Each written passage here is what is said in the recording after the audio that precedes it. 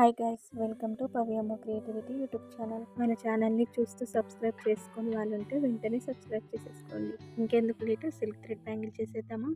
8 bangles తీసుకొని 4 bangles stick చేసుకోండి. B7000 glue అయితే బెటర్, స్ట్రాంగ్గా ఉంటుంది. నేను ముందే స్టిక్ చేసుకొని 1 డే వదిలేసాను డ్రై అవ్వాలని. గోల్డ్ సిల్క్ థ్రెడ్ తీసుకొని 30 రౌండ్స్ తీసుకోండి. ఇంకా గమ్ము పెట్టేసుకొని బ్యాంగిల్కి చుట్టేసుకోండి.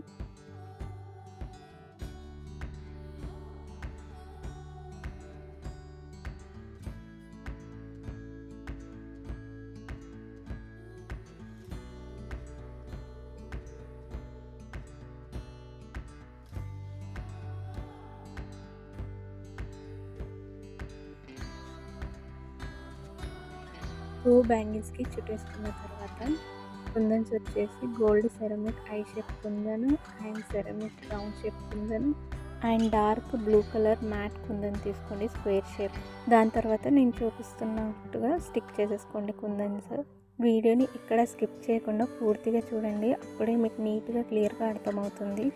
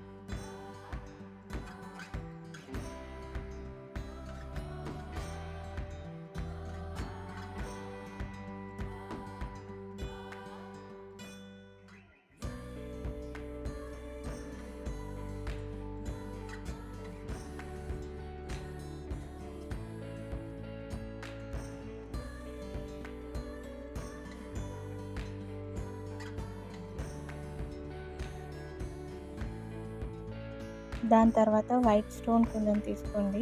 నేను వీడియోలో చూపిస్తున్నట్టుగా B7000 గ్లూతో కుందన్ని స్టిక్ చేసుకోండి.